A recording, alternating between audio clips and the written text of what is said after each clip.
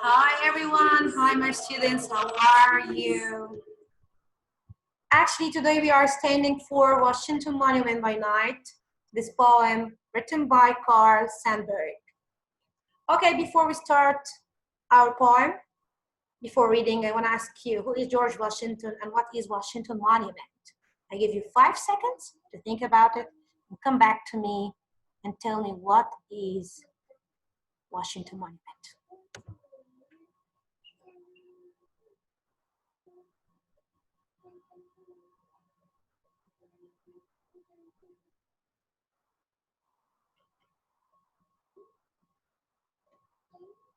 Okay, let's go back. Okay, girls. Okay, boys.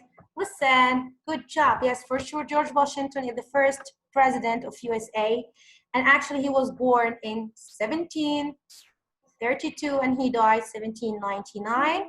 He was an American political leader, military general, statesman, and founding father who served as the first president of the United States from 1789 up to 1797, which means he served as president for 8 years, so he was elected for twice.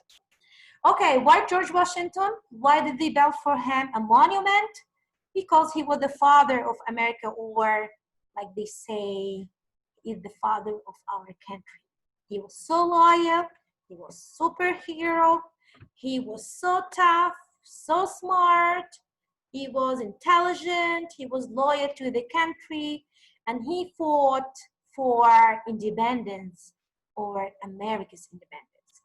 And actually, he was so tough man who stood 8 years in front of Britain to unite the colonies and to get Americans independence. Okay, let's go to part number 2. What is Washington Monument? For sure, if we have a superhero, if we have somebody is so great, so loyal to our country, has a good manner, and all of this, we should do something for him, to remember him, and to remind the next generations. Don't forget George Washington. Don't forget Father of America. Don't forget the superhero. Okay, about Washington Monument. Monument is obelisk, right? So Washington Monument is an obelisk where on the National Mall in Washington, D.C. Why did America build it? America built it to commemorate George Washington. And who is George Washington? He was once commander-in-chief of Continental Army from 1775 up to 1784. And he was the commander in the American Revolutionary War and the president of the United States. He stayed 8 years from 1789 up to 1797. Okay, where does it locate? It locates almost due east of the reflecting pool and the Lincoln Memorial. How did they make it? Actually, they built it and they made it of marble, granite, and blue stones. Okay, why this one is very popular like this? Actually, in that time, this structure was the world's tallest obelisk. It was standing 554 feet tall according to the U.S. Natural Geodetic Survey and 555 tall according to the National Park Service. And this one was the tallest monument column in the world, if all are measured above their pedestrian entrances overtaking the Colon Cathedral. It was also the tallest structure in the world between 1884 and 1889, after which it was overtaken by the Eiffel Tower in Paris. Now let's go to our poem. Let's read it together and then we are going to analyze everything. Versegraph number 1 here. Yes, here. The stone goes straight. A lean swimmer dives into night sky, into half moon mist. Now he is giving us pictures, or he is capturing images for us. Like he is now standing in front of the monument, and he's describing the monument by night, in the middle of the night, like the title said. And he said, sorry, the stone goes straight. So because the monument built of stone, so stone goes straight into the sky, like a swimmer dives into the water or the pool. So here we have kind of personification or figurative language. He is describing for you the monument like a person who swims and who can dive into the sky, into half moon mist. Let's go to versegraph number 2. Here we go. No, here. 2 trees are coal black. This is a great white ghost in between, or between. I'm sorry about this. It is cold to look at. Strong men, strong women, come here. What does he say? What does he mean? What does he want? Okay, now we have a monument, and this monument surrounded by a lot of trees around. And we are at the middle of the night, or in the middle of the night. So now you can see the trees like coal black. So we have 2 trees are coal black, and in between we have this great monument, which looks very white in the night. So we have a ghost in between, white ghost in between. It is cold to look at. So now he is maybe like joking. It is very cool to look at this monument now. You have ghost and you have coal black, right? The trees. But I have a story for you. Strong men, strong women, come here. Like he's talking to kids. Come kids, I have a story to you. You think it is cool? No, it is not cool. You don't know the true story about it. Listen to me. Let's go to versegraph number 3 to understand what happened and what's wrong with this man, the poet. 8 years is a long time to be fighting all the time. Did you hear before about somebody or someone who fought for 8 years? Can you do it? Can you fight for 8 years? Can you stand for 8 years fighting in war, in battle, losing people, losing countries, winning or losing? Can you do it? What's your story? What's wrong with you? What happened? What 8 years? What do you mean? The republic is a dream. Nothing happens unless first a dream. What does he mean?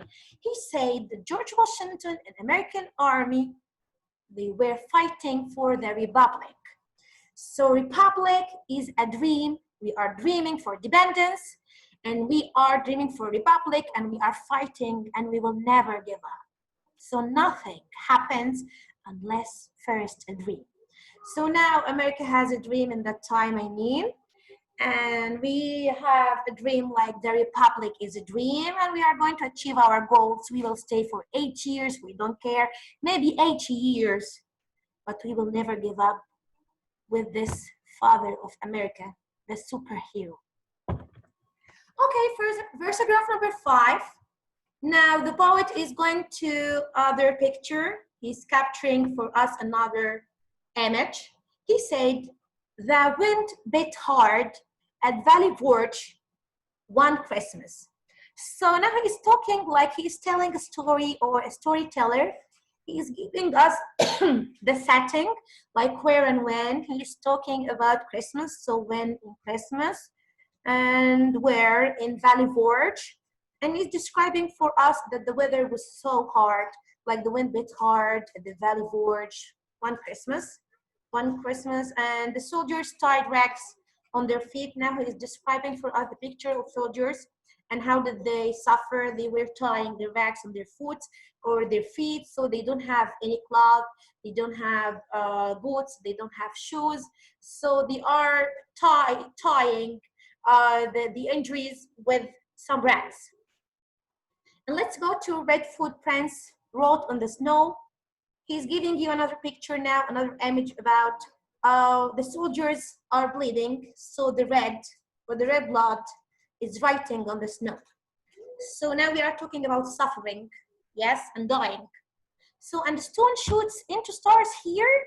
Now he goes back to the monument and he said, and now we hear What do we have? We have a monument. Stone shoots into star here. Do you know what happened to build this one? To build this monument? People suffered. Heroes died.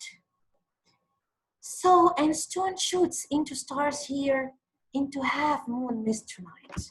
Let's go to versigraph number 6. Here we go, number 6. Okay, tongues ranked dark at a man. So now we are talking about which man? For sure, George Washington, who is the main character in this poem, the superhero one. He buttoned his overcoat and stood alone in a snowstorm. Red Hollyberry thoughts he stood alone. So now let's go back to George Washington. People are talking about him, tongues ranked dark at the man. He buttoned his overcoat. He's standing alone. Where does he stand? In a snowstorm, in red hollyberries, and this hollyberries, by the way, it's poison berries which raise on poison plants. And he had thoughts. He stood alone. Women said he is lonely, fighting 8 years. So women said that he is lonely, and he is fighting for 8 years. When you are hearing about somebody he is lonely and he is fighting alone for 8 years, what do you think about him? Supernatural, right? So now he's describing him like a supernatural, and people are talking about him. Even women said he's lonely, fighting. He's repeating now. We have here kind of figurative language, fighting, like repetition. Yes? Okay, it's fighting 8 years. And let's go to number 8 or 8th versigraph. The name of an Iron Man goes over the world. It takes a long time to forget an Iron Man. So now he is describing this man, the superhero one, George Washington, or the father of America. He is Iron Man. He is Iron Man. He is supernatural. He is regular one. He's not, sorry, regular one. He is iron. A man made of iron. Goes over the world. So all the world know him. Everybody knows him. It takes a long time to forget an Iron Man. So a long time passed till they built, till they built the monument, but we didn't forget about him. If we are ending now and finishing up our poem, I want to ask you a question. Here we have versigraph number 9, and this one is empty, like the poet Sandburg is putting dots. What do you think? What does it mean? Is it a mistake by writing or what? Actually, no. We have 8 versigraphs really, and we have versigraph number 9. He let this one, like he left this one for your imagine. Like, what do you think? What do you imagine?